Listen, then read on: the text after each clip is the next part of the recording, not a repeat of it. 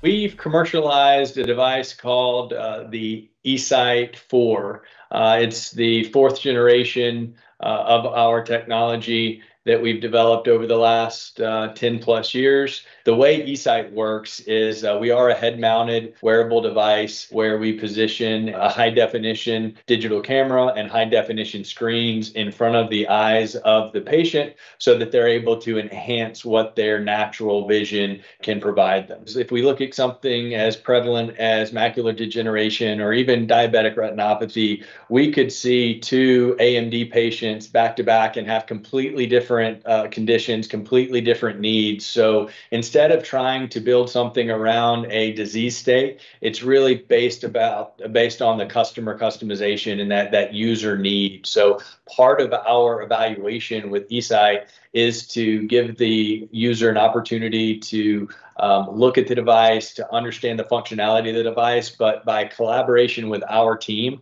our coaching team, we're able to provide best use cases and tips and tricks on how to customize all the different features so that they can get the most out of the device in all the different use cases that's relevant to them. I got an opportunity to meet one of our users named Gary shortly after I joined the company.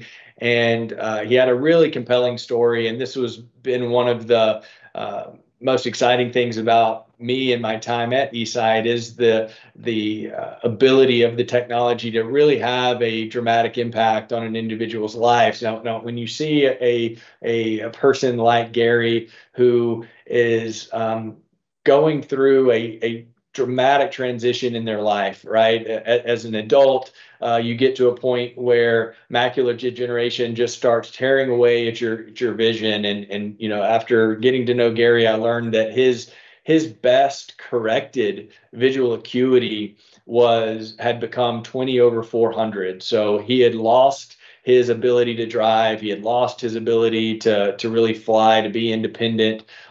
He was not able to pursue his hobbies. He ultimately lost his job as a result of this affliction.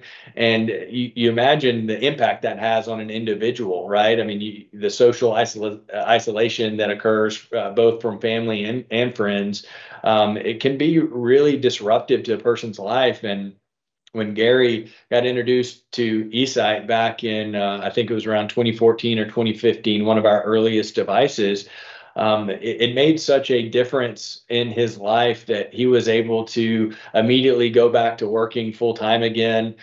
He's gone back to the majority of his hobbies. He travels independently. Obviously, he's not allowed to drive again, but just being able to pursue his interests and activities of daily living, it's made a tremendous impact on both him personally, but his family as well. And with the use of eSight, Gary is able to read at a 20/20 level on an eye chart. So really dramatic experience for just that one user. And there's thousands of those stories out there. We're really excited about eSight Go. It's really the next step in the evolution of our portfolio. One of the design goals for eSight Go was to create a device that was more aesthetically pleasing, something more naturally integrated into kind of the consumer landscape, something that didn't look like a medical device. And I think we've achieved that with the form factor. But one of the other goals that we had for the development of this device was to reduce the manufacturing expenses around this technology to the point where we can pass on those savings to the customer and make this more accessible. So even though we're not at a point where we're able to release price points yet, we're still doing some studies on the pricing opportunities with the device and really where it needs to be to make it as accessible as possible. I can confidently tell you that this will be our most affordable device that eSight has ever put into the market. So we've got a couple of different programs to make it as easy as possible for a potential user to get to know how eSight can impact them. And over the COVID years, we made an investment in a telehealth program, which allows us to do everything 100% remote, where we can actually ship a device out to a patient in what we call our home experience program. They're then partnered with one of our coaches who are themselves people living with low vision, so they can have have that peer-to-peer conversation about how to make the most of this technology in meeting the individual's goals. So we can address these opportunities of evaluation and demonstration at a in-home setting where the patient feels comfortable and they're able to really test it out in a normal day, normal daily activities, right? The flip side of that conversation is by partnering with eye care providers, we can go to where these patients are already with their normal appointment schedule and their normal checkups with these optometrists or ophthalmologists or these retina specialists, and we can help their eye care team look at eSight as an extension of their plan for the patient. So a patient could sign up for an eSight demo day, come in and get an in-depth evaluation from a collaborative team of eSight and the eye care clinic.